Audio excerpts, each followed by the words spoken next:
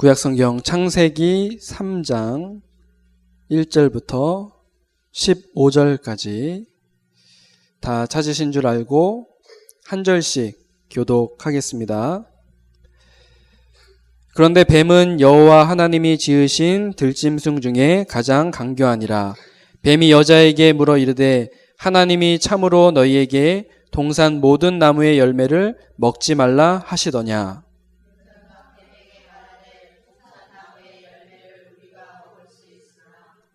동산 중앙에 있는 나무의 열매는 하나님의 말씀에 너희는 먹지도 말고 만지지도 말라 너희가 죽을까 하노라 하셨느니라.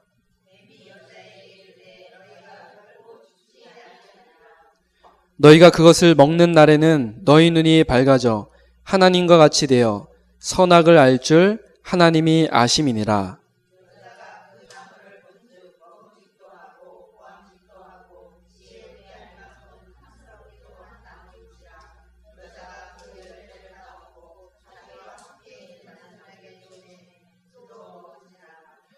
이에 그들의 눈이 밝아져 자기들이 벗은 줄을 알고 무화과 나무 잎을 엮어 치마로 삼았더라.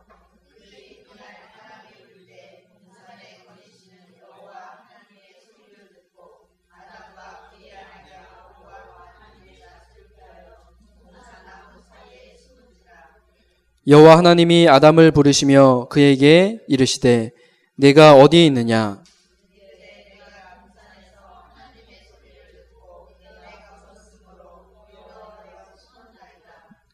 이르시되 누가 너의 벗었음을 내게 알렸느냐. 내가 내게 먹지 말라 명한 그 나무 열매를 내가 먹었느냐.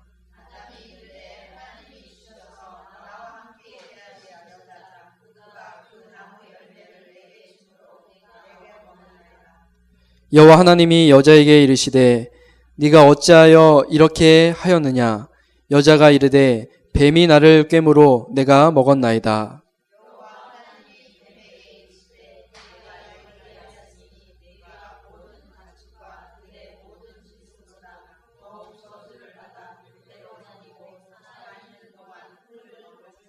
함께 하겠습니다. 내가 너로 여자와 원수가 되게 하고 내 후손도 여자의 후손과 원수가 되게 하리니 여자의 후손은 내 머리를 상하게 할 것이요 너는 그의 발꿈치를 상하게 할 것이니라 하시고. 아멘. 여러분 한 주간도 잘 지내셨습니까?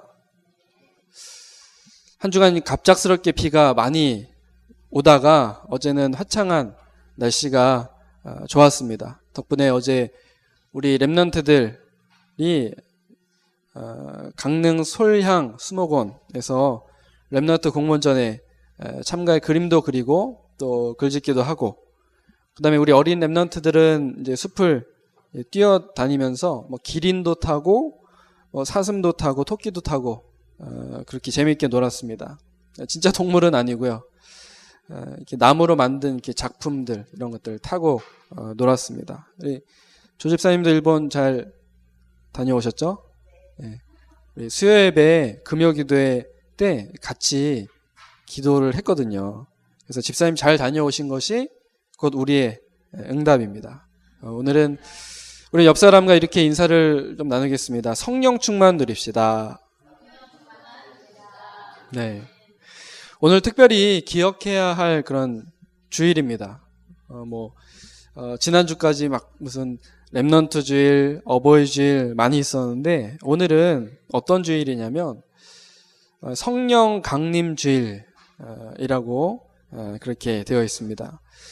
우리가 마가다락방에 그 성령 임재를 중요하게 생각을 하는데 오늘 이제 교회력을 보면 교회 이제 달력을 보면 성령 강림절, 성령 강림 주일이라고 그렇게 되어 있습니다. 오늘 특별히 성령 충만의 말씀을 통해서 성령 충만 받고 응답을 받아야 되겠습니다.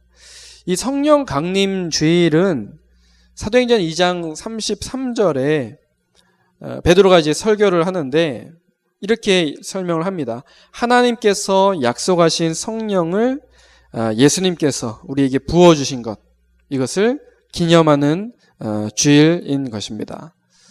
사도행전 1장 1절 또 3절 8절에 말씀하신 것을 이 성령을 통해서 성취하시는 것인데요. 사도행전 1장 1절 3절 8절 뭔지 아시죠? 예수 그리스도께서 십자가에서 다 이루셨다 말씀하신 이 사실을 믿고 또 그것을 통해서 이루어진 하나님의 나라, 이것은 성령 충만을 통해 지금도 그 하나님 나라는 지금도 이루어지고 있다라는 사실입니다. 즉 성령 충만 없이는 하나님의 나라가 또 예수 그리스도 십자가의 죽음도 의미가 없다라는 말이거든요. 우리에게는요. 이 성령 충만이 없이는 우리가 이러한 축복을 누릴 수가 없고요. 우리가 구원의 축복을 충만하게 누리기 위해서는 성령 충만을 받아야 됩니다. 그래야 이 땅에서 우리가 하나님 나라를 누릴 수 있는 것이기 때문에 오늘도 여러분들 성령 충만 누리시길 바랍니다. 그렇다면 왜 이 성령 충만이 이 시대에 절대적으로 필요합니까? 우리의 제일 첫 번째 기도 제목이라면 성령 충만 아니겠습니까? 왜 이 성령 충만이 우리에게 필요할까요? 우리가 살고 있는 이 말세 시대의 징조 때문에 그렇습니다. 디모데후서 3장 1절 2절에 말세에 대해서 이야기를 합니다. 말세에 고통이 있고 또 자기를 사랑하고 돈을 사랑하고 또 이것을 자랑하고요. 교만하고 비방하고 부모를 거역하고 감사하지 아니하고 거룩하지 아니합니다. 말세예요. 왜 그렇습니까? 자기를 사랑하는 것이에요. 말세의 특징이 뭐라고요? 자기를 사랑하는 것. 자기를 사랑하면 돈을 사랑하게 되고요. 이 돈을 자랑하게 됩니다. 돈을 자랑하다 보면 자기 성공을 자랑하게 되고 결국에 교만해지는 것이죠. 나를 사랑하는 것이 결국엔 뭡니까? 창세기 3장. 돈을 사랑하는 것이 창세기 6장. 자기의 성공을 자랑하고 교만하는 것이 창세기 11장의 문제 아니겠습니까? 이것이 모든 문제의 뿌리가 되는 것이죠. 오늘 특별히 이 창세기 3장을 통해서 하나님보다 또 이 복음보다 나를 더 사랑할 수밖에 없는 나 중심, 이것이 원죄 때문임을 우리가 살펴보고요. 이 나 중심을 해결하는 길이 오늘 우리가 같이 축복하면서 고백했던 성령 충만임을 결론으로 보고자 합니다. 여러분들 말씀 잘 들으시고요. 특별히 이번 한 주간 동안 이 창세기 3장을 잘 묵상을 해보시길 바랍니다. 첫 번째입니다. 우리가 알다시피 오늘 이 창세기 3장에서는 원죄 사건에 대해서 이야기를 하고 있습니다. 어떤 분들은 이런 질문을 합니다. 이 원죄가요, 내가 지은 죄도 아닌데 왜 내게 죄가 있다는 것인가? 또 내가 하나님 떠난 거 아닌데 왜 우리는 이미 하나님을 떠나 있는가? 그렇다면 이 원죄가 도대체 무엇입니까? 인류의 근본 문제라고 불리는 이 원죄가 무엇입니까? 이미 우리가 원죄에 대해서 잘 알고 있지만 다시 한번 잘 생각해 보았으면 합니다. 우리는 최초의 인간인 아담이 처음 지었던 죄를 가지고 원죄라고 하는데 왜 이 아담이 지은 죄를 가지고 원죄라고 해야 할까요? 원죄라는 것은 근원적인 죄를 말합니다. 근원적인 죄. 문제의 뿌리가 되는 죄인 것이죠. 처음 지은 죄여서만이 아니고 이 죄는 뭐냐? 근원적인 거예요. 왜냐하면 아담은 인류의 시조이면서 언약적인 대표로서 죄를 범했기 때문에 그렇습니다. 만약에 아담이 언약적 대표가 아니라면 우리와 관계가 없겠죠. 근데 여러분, 부모와 자녀는 반드시 이 언약적인 관계 속에 있습니다. 그래서 아버지 죄는 그 자녀에게 올무가 되는 거죠. 이 죄와 재앙이 이 대물림이 된다라는 말입니다.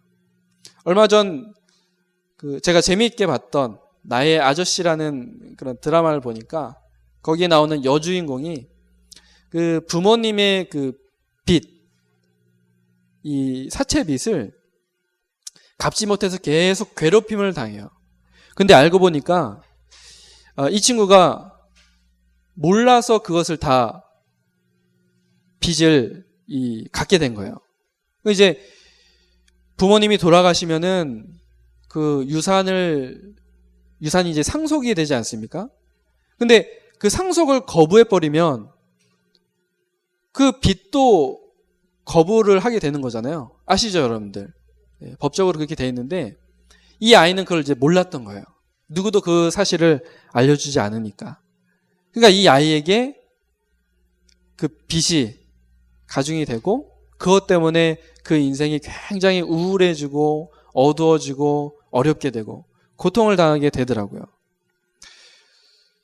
이 부모의 문제가 자녀에게 계속 대물림 되는 것. 뭐 사회적으로도 그렇고요. 이것이 현실적으로 그렇습니다. 영적으로도 그렇다는 것이죠. 그래서 아담이 우리의 언약적인 대표이기 때문에 그 죄가 우리의 원죄가 되는 것입니다. 한 사람의 불순종으로 말미암아 모든 후손들이 이 원죄 아래 있게 되는 것이죠.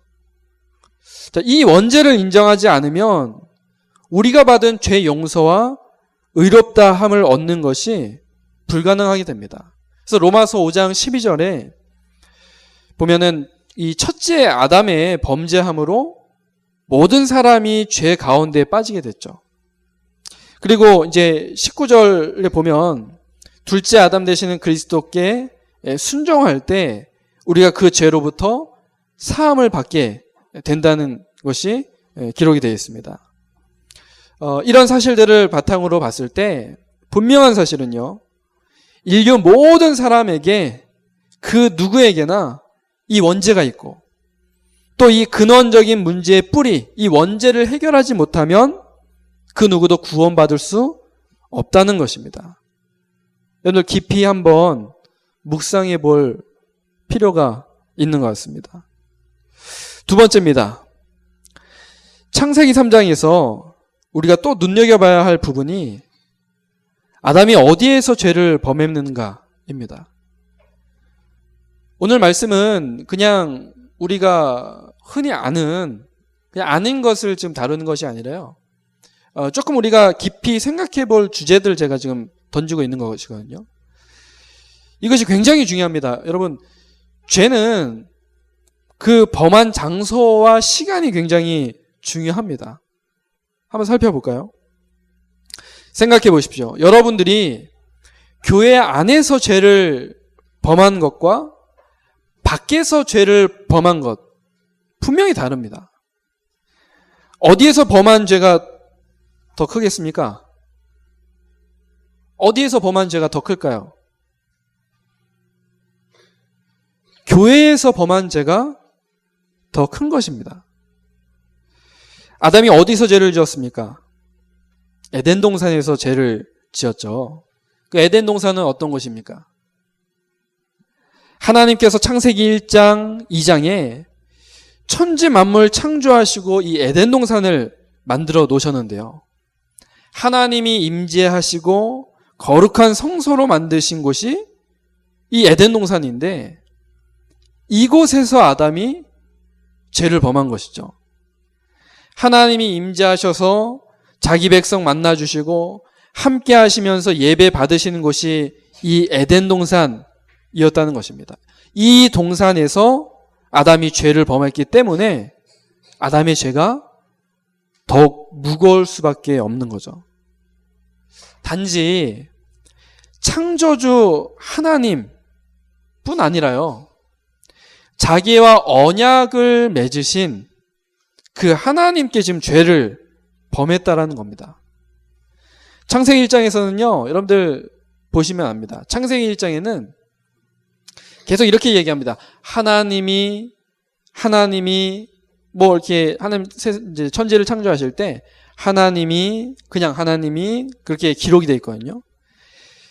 근데 창세기 2장에는 뭐라고 불려지냐면 여호와 하나님이라고 그렇게 불려집니다. 여호와 하나님. 보시면 나와 있습니다. 자, 이 여호와 이름의 뜻이 어디에서 나오죠? 네, 하나님과 모세가 이 출애굽의 언약을 세울 때 하나님께서 자신을 여호와라고 그렇게 말씀을 하십니다. 스스로 있는 자, 나는 여호와다. 그렇게 이야기를 하시죠. 언약을 맺는 그 자리에서요. 그 말은 이 창세기 2장에서는 아담과 언약을 세우시고 언약을 이루시는 하나님이심이 더욱 강조가 된다는 말입니다. 내가 너희 안에, 너희가 내 안에 한 몸을 이루자는 것이 바로 언약입니다. 그런데 이 언약을 세우신 하나님께 지금 아담이 죄를 범한 거예요. 흔히 여러분 언약과 계약이라는 그런 단어를 혼동해서 사용을 합니다. 제가 신학교 다닐 때도 이제 언약 신학이라고도 하고 이 계약 신학이라고도 얘기를 하거든요. 그런데 이제 차이가 있다라면 언약은 사랑으로 맺어진 관계이고요. 계약은 어떤 이해 관계를 따지면서 이제 맺어지는 게 그게 계약입니다.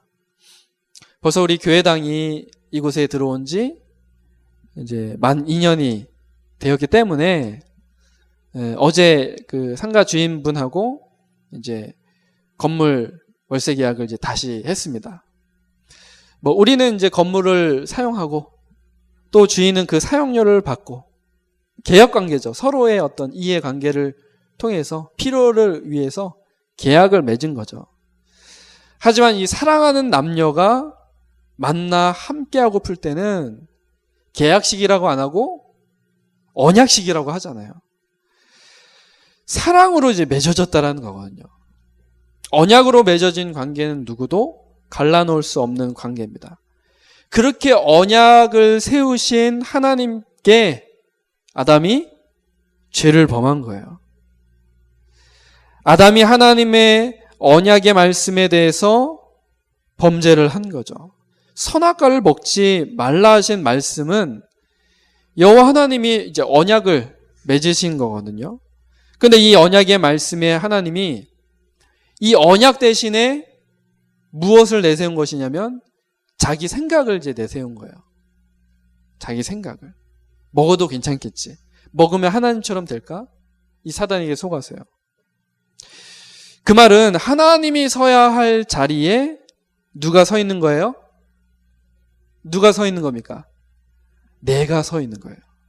하나님이 서 있어야 할 자리에, 그 언약 속에 내가 딱 주인이 돼서 서 있는 겁니다. 이것이 나중심입니다. 하나님이 사랑으로 품으시는데 아담은 어떻게 해요? 그냥 놔두라고. 내 멋대로 살 거라고. 그렇게 말하는 거예요, 지금. 하나님을 내세우는 것이 아니라 나를 내세우는 것. 사단의 거짓말에 속아서 하나님의 말씀, 하나님의 언약을 버렸습니다. 이것이 나중심입니다. 나중심. 요한복음 8장 44절에요. 이 사단 마귀는 처음부터 살인한 자요 거짓말쟁이라 했습니다. 처음부터라는 말은요, 태초부터라는 뜻이기도 합니다. 하나님이 천지를 창조하실 때 천사를 먼저 만드시고 세상을 창조하셨죠. 그런데 에덴 동산에서 하나님께서 아담과 언약을 세우시는 것을 보고 이 사단이 아담을 이제 속인 겁니다. 이 범죄의 결과 무엇입니까? 하나님을 떠나버렸습니다. 여러분 창세기 3장 8절에 보면요, 바람이라는 단어가 나옵니다. 근데 이 바람은 바로 성령을 이야기합니다. 왜냐하면 히브리어에서 이 성령과 바람이 같은 단어로 쓰여지거든요. 같은 단어로 써요. 성령이나 바람이나 똑같은 단어입니다. 그래서 바람이 불 때에 그 뜻은 성령으로 예배할 때에라고 번역을 할 수가 있습니다. 그래서 지금 성령으로 예배할 시간에 아담이 어떻게 한 거예요? 도망간 거죠. 죄 짓고 이제 두려움에 사로잡혀서요. 성령으로 예배하는 시간에 아담이 참여하지 않은 것입니다. 여러분, 아무리 큰 죄를 범했어도 그것과 상관없이 하나님께 예배 드리시길 바랍니다. 그러면 죄가 용서가 되는 거예요. 죄를 지었기에 예배 오지 않는다. 어떤 분들은 그렇게 얘기해요. 나는 아직 술, 담배를 끊지 못해서 교회에 올 수 없다. 내가 술, 담배 끊으면 나중에 교회 가겠습니다. 그렇게 이야기하는 분들도 있어요. 그런데 죄를 지었기에 예배에 오지 않는다. 그럼 어떻게 되겠습니까? 그 죄가 더 커지는 거예요. 아담이 죄를 범하면서 예배할 시간에 어떻게 해요? 하나님을 떠나게 된 겁니다. 오늘 어쩔 수 없는 겁니다. 죄를 지었기 때문에 두려움에 사로잡혀서 하나님 떠난 거예요. 죄의 무서운 결과죠. 죄라는 것이 그래서 굉장히 무서운 겁니다. 죄는 무엇이냐? 하나님과의 사이를 멀어지게 만드는 거예요. 죄라는 것이. 멀어지지 않기 위해서 우리는 날마다 더욱더 하나님께 가까이 나아가야 됩니다. 이것이 죄를 이기는 방법입니다. 물론 내 스스로 노력해서는 안 되죠. 그러기 때문에 무엇이 필요할까요? 그 성령 충만이 필요합니다. 그래서 성령 충만이 필요합니다. 세 번째입니다. 하나님께서는 이러한 무서운 원죄를 해결하실 유일한 해답을 아담에게 주십니다. 바로 창세기 3장 15절 여자의 후손이죠. 이 여자의 후손은 그리스도로 오실 예수님을 예표하는 것이죠. 그리고 그분이 이 사단의 권세를 박살내시는 겁니다.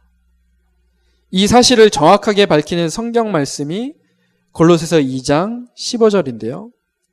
모든 악한 영을 무력화시키시고 그들이 수치를 당하게 하시고 승리하시는 것이죠. 그 말씀을 이제 좀 더 설명하면 예수님이 십자가에 못 박혀 돌아가실 때 손발 묶이고요.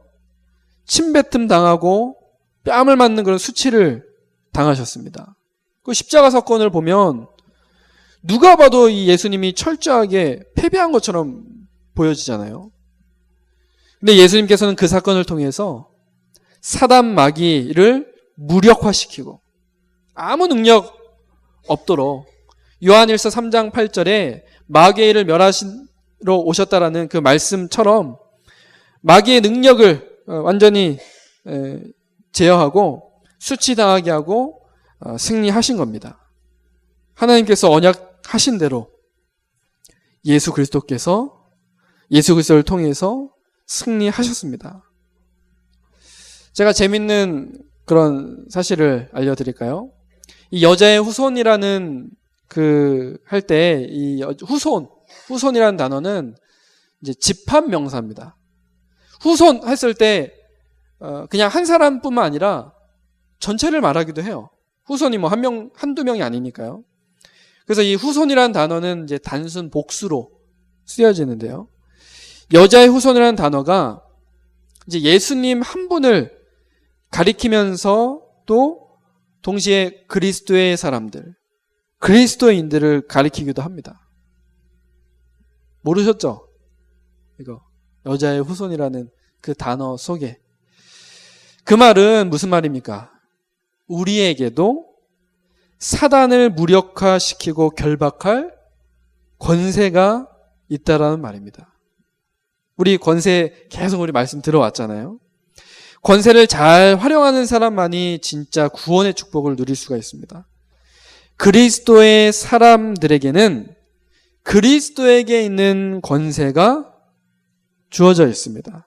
금요일에도 말씀드렸죠. 우리 찬양도 있지 않습니까? 예수님 권세, 예수님 권세, 예수님 권세.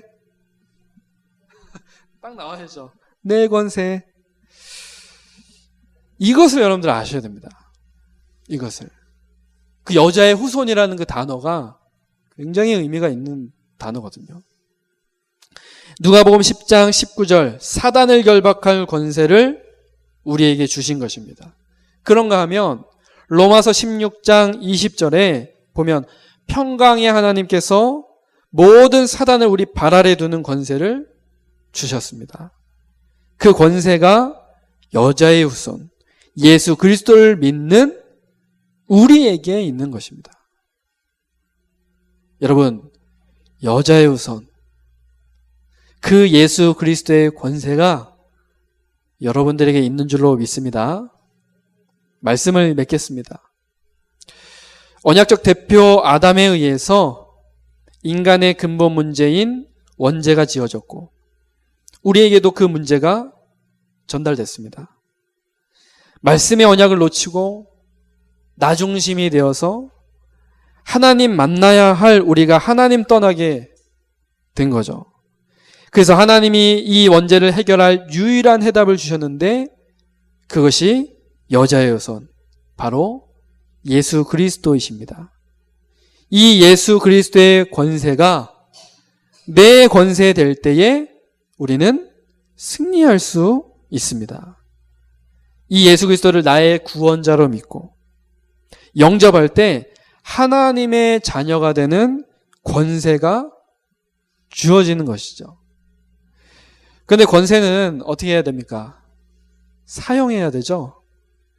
권세 사용하는 방법이 뭘까요? 그게 성령 충만입니다. 오늘 성령 충만이 왜 제목인지 조금 이렇게 좀 감이 오시나요? 큰 두 번째 마지막에 우리가 하나님께 가까이 가는 것이 죄를 이기는 방법이다. 그렇게 말씀을 드렸는데요. 내 힘으로는 안 되잖아요. 하나님께 가까이 가는 것 자체가. 그래서 날마다 하나님께 가까이 가는 방법이 무엇입니까? 바로 성령 충만입니다. 하나님께 가까이 가는 방법이 성령 충만. 그래서 성령 충만 달라고 우리가 기도해야 되는 것이죠. 여러분, 원죄의 가장 큰 결과는 언약 중심 안 되고 나 중심 된다는 것이거든요. 여러분, 사단 이기는 것보다 누구 이기는 게 더 어려워요? 나를 이기는 게 더 어려워요. 우리가 예수 믿고 구원받아 놓고도 자꾸 나 중심 될 때가 많습니다. 그래서 사도행전 1장 8절에 주님이 약속하셨죠. 오직 성령이 너에게 임하시면. 날마다 성령의 충만함을 누리시기를 바랍니다. 그래서 언약 중심, 또 말씀 중심, 또 주님과 소통하는 기도 중심, 주님을 증거하는 전도 중심, 날마다 이러한 중심으로 살면서 성령 충만 누리는 우리 모든 성도님들, 렘넌트들 되시기를 주님의 이름으로 축복합니다. 우리 함께 말씀 붙잡고 기도하겠습니다. 이번 한 주간 말씀 그대로 내게 있는 나 중심을 이기는 성령 충만하게 누리는 한 주간이 될 수 있도록 우리 말씀 붙잡고 합심으로 기도하겠습니다. 살아계신 하나님 아버지 감사를 드립니다. 하나님, 오늘도 우리에게 언약의 말씀을 주사 내게 있는 나 중심을 이기는 성령 충만을 매일매일 누릴 수 있도록 말씀 주시고 축복하심을 감사드립니다. 하나님, 우리의 힘을 가지고는 우리에게 있는 이 각인뿌리 체질을 이길 수가 없습니다. 나 중심, 물질 중심, 성공 중심 이길 수 없습니다. 성령 충만을 통해서 내게 있는 모든 이 나 중심을 뿌리 뽑고 변화시키는 이번 한 주간 되게 하옵소서. 성령 충만을 통해서 내 안에 계신 예수 그리스도가 내 인생의 주인 되어 주시고 내 모든 문제의 해결자가 되시고 나의 인도자 되심을, 나의 구원자 되심을 날마다 확인하고 누리도록 하나님 축복하여 주옵소서. 그래서 이 성령 충만함을 통하여서 예수님의 권세가 내 권세 되어 마음껏 이 권세 사용하게 하시고 하나님께 더욱더 가까이 가며 죄를 이기게 하시며 나 자신을 이기는 그런 중요한 축복 이번 한 주간 누리게 하여 주옵소서. 나의 성령 충만함을 통하여서 나와 관계된 모든 영혼들 살려내는 응답을 허락하여 주옵소서. 감사를 드리며 살아계신 예수 그리스도 이름으로 기도드립니다. 아멘.